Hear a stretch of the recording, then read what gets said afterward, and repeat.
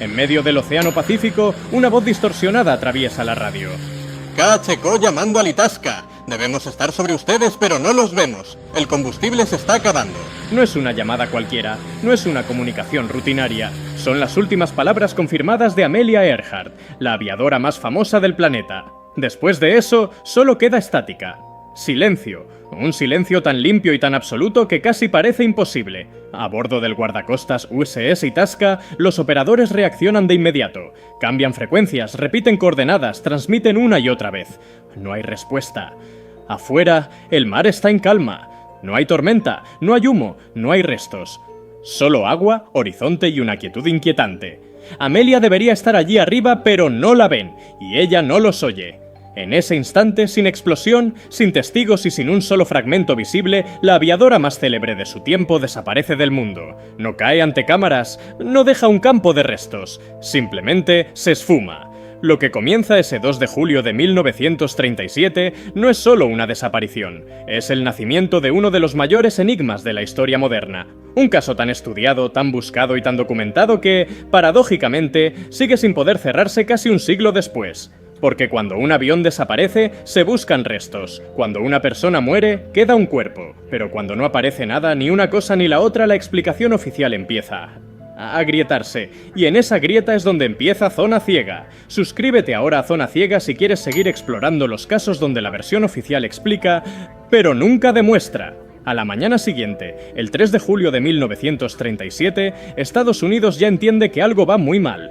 Amelia Earhart y su navegante, Fred Noonan, no han llegado a la diminuta isla Howland, su destino en mitad del Pacífico Central. No hay mensaje de aterrizaje, no hay señal de emergencia, no hay nada. La reacción es inmediata. El presidente Franklin D. Roosevelt autoriza la mayor operación de búsqueda aérea y naval realizada hasta ese momento. 9 barcos, 66 aviones, más de 4.000 hombres y millones de dólares desplegados en una zona gigantesca del océano. El Luz Colorado zarpa con hidroaviones listos para despegar. El portaaviones US Lexington parte desde San Diego escoltado por destructores. El objetivo es claro, encontrar a Amelia. Durante días los pilotos vuelan a baja altura buscando cualquier indicio mínimo. Una mancha de combustible, una tabla flotando, un trozo de metal. Los barcos cruzan coordenadas, amplían el radio de rastreo, barren el mar como si esperaran que el océano devolviera algo. Pero no devuelve nada. Los periódicos convierten la búsqueda en un acontecimiento mundial. El planeta entero sigue el caso.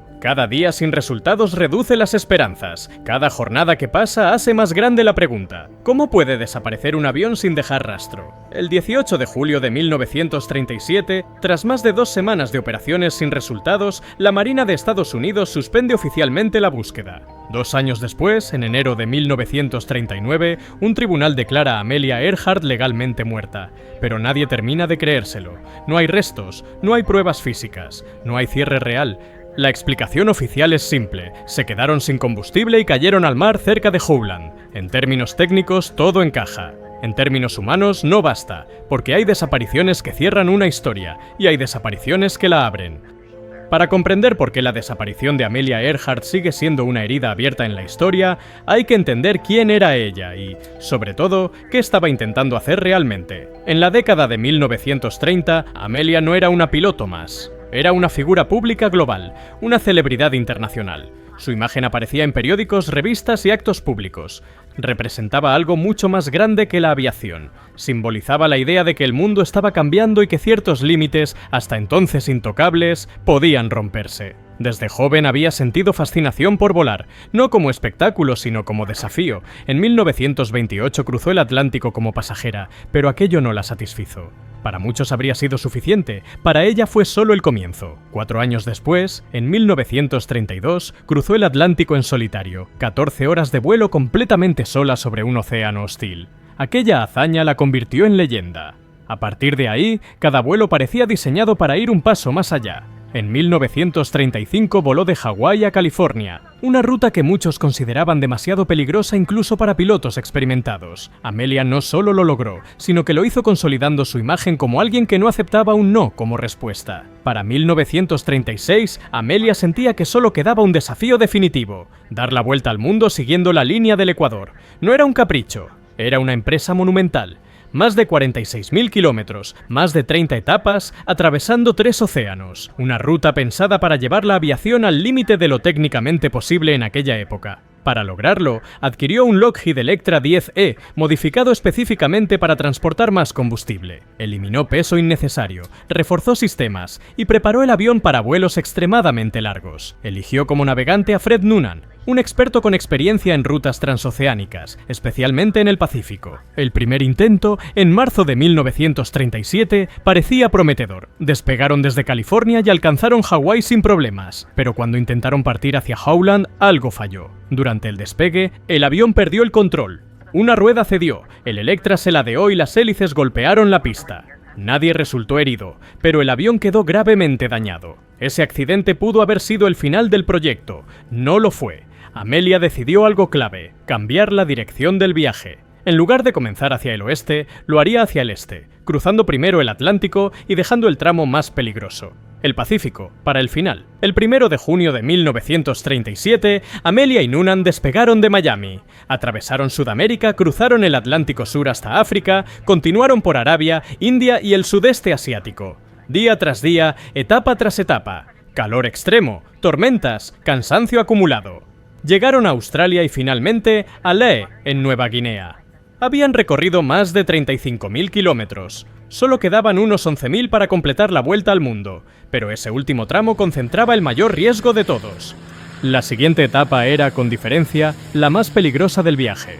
Despegar desde Lae rumbo a Howland, una isla diminuta perdida en medio del Pacífico Central. 4.000 kilómetros de océano abierto. Un punto tan pequeño en el mapa que cualquier error de cálculo, por mínimo que fuera, significaría no encontrar tierra antes de quedarse sin combustible. Amelia apenas durmió la noche anterior.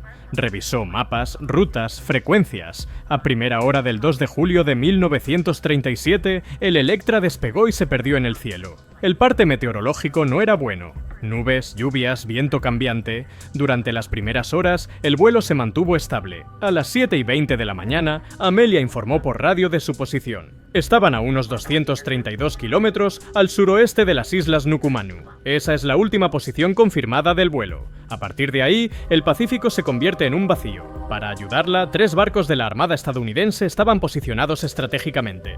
El Itasca esperaba junto a Howland, preparado para emitir columnas de humo. El Ontario se encontraba a mitad de la ruta y el Swan más cerca de Hawái, todos equipados con radio. Pero aquí empieza el problema. Antes del vuelo, el Itasca pidió a Amelia que especificara la frecuencia en la que debían transmitir. Amelia consultó a un experto en radio, quien le recomendó 750. En aquella época, muchos hablaban de radio por longitud de onda, no por frecuencia. El experto se refería a 750 metros, es decir, unos 400 kHz. Amelia entendió otra cosa. Cuando transmitió el plan al Itasca, pidió que la señal se enviara en 750 kHz, 10 veces más alta. Aclaró incluso: si estas frecuencias no son adecuadas, por favor corríjanlas. Nadie la corrigió. El resultado fue devastador. Las frecuencias altas eran inestables, se distorsionaban con facilidad y era muy probable que Amelia nunca oyera nada de lo que el Itasca transmitía. De vez en cuando, los operadores captaban su voz, fragmentos, frases incompletas, pero ella no los escuchaba a ellos. Las horas pasaban, el combustible bajaba, la tensión aumentaba. A las 7:30 llega el mensaje final. Debemos estar sobre ustedes, pero no los vemos. El combustible se está acabando. A las 8:14 se oye su última transmisión clara. Menciona la línea 157-337, una referencia de navegación. Después, silencio. Hasta aquí todo lo que has escuchado encaja. Errores de cálculo, fallos de comunicación, decisiones tomadas bajo presión, nada suena extraordinario. Y precisamente por eso inquieta. Porque cuando un caso tan documentado se desmorona por detalles mínimos, la pregunta deja de ser qué ocurrió y pasa a ser qué no nos contaron. Si este punto de la historia te ha hecho dudar de la versión oficial, este canal es para ti. En Zona Ciega no damos respuestas cómodas. Exploramos los casos donde la explicación existe, pero la prueba nunca llega. Suscríbete ahora a Zona Ciega y acompáñanos en los próximos capítulos, donde seguimos entrando en los expedientes que el tiempo no ha conseguido cerrar. Durante años, la versión oficial sostuvo que Amelia y Fred se quedaron sin combustible y cayeron al mar. La llamada hipótesis Crash and Sink es simple, es coherente. pero no explica todo. Existe otra posibilidad, que Amelia no se hundiera, que lograra aterrizar. Si desde la línea 157-337 se vuela hacia el sur, esa línea pasa directamente por Nikumaroro, una isla deshabitada situada a unos 650 kilómetros al sureste de Howland. En 1937 se conocía como Isla Gardner. Imaginemos el escenario. El combustible se agota. El horizonte está vacío. No aparece Howland. Fred traza la línea. Es su última opción. Amelia gira el avión y sigue volando con los últimos litros. Y entonces aparece tierra. No es Howland, pero es tierra. Amelia logra aterrizar en un arrecife. Durante unas horas, el avión permanece intacto, pero con la subida de la marea, las olas golpean el fuselaje. El Electra acaba desapareciendo bajo el agua. Amelia y Fred sobreviven, pero quedan atrapados en una isla desierta, sin radio, sin comida, sin agua potable. En 1940, un oficial británico llamado Gerald Gallagher encuentra restos humanos en la isla. Junto a ellos, un tacón de zapato que parece femenino. Los huesos se envían a Fiji. El médico que los examina concluye que pertenecen a un hombre europeo. El caso se archiva. Décadas después, nuevos análisis sugieren que esas medidas encajan mejor con Amelia que con un hombre. No hay ADN, los huesos se han perdido, nada puede confirmarse. Y aún hay una tercera teoría, más oscura, que Amelia aterrizara en un territorio controlado por Japón, que fuera capturada, interrogada como posible espía y que nunca regresara. Hay testimonios, rumores, una fotografía polémica, pero también contradicciones y pruebas desmontadas. Nada se confirma, nada se descarta del todo. Tal vez lo más perturbador del caso Amelia Earhart no sea que desapareciera, sino que, después de casi un siglo, sigamos sin poder demostrar qué ocurrió realmente. No hablamos de una leyenda antigua ni de un mito sin registros, hablamos de una mujer real, de un avión real, de una misión seguida por todo el planeta y de una búsqueda que movilizó recursos colosales. Y aún así, no hay restos, no hay pruebas definitivas, no hay un punto final. La explicación oficial encaja sobre el papel. Los cálculos de combustible, la dificultad extrema de localizar una isla diminuta, el último mensaje desesperado, todo apunta a una caída al océano. Es una hipótesis lógica, razonable, cómoda, pero lógica no significa demostrada. Y razonable no significa cierta, porque el océano no devolvió el avión. Ni el mar devolvió los cuerpos, ni el tiempo cerró el caso. Cada nueva expedición prometió respuestas. Cada nueva tecnología aseguró estar más cerca que nunca. Sonar de alta resolución, exploraciones profundas, mapas del fondo marino. Y siempre el mismo resultado. Nada. Como si el Pacífico hubiera decidido guardar ese secreto para siempre. Pero en esa ausencia absoluta es donde la historia se vuelve inquietante. Porque cuando no hay pruebas, lo único que queda es la duda. Y la duda es un territorio fértil. Ahí nacen las preguntas que no se atreven a formularse en los informes oficiales. Ahí sobreviven las hipótesis descartadas demasiado rápido. Ahí permanece la sospecha de que quizá Amelia no murió donde nos dijeron que murió. O quizás sí, pero nunca lo sabremos. Puede que Amelia Earhart se hundiera en un abismo de más de 4000 metros, donde ningún ojo humano llegará jamás. Puede que sobreviviera durante días, semanas o meses en una isla desierta esperando un rescate que nunca llegó. Puede incluso que aterrizara en un lugar donde nunca debió estar y que su historia se perdiera entre archivos sellados y silencios de guerra. No lo sabemos, y ese es el verdadero problema.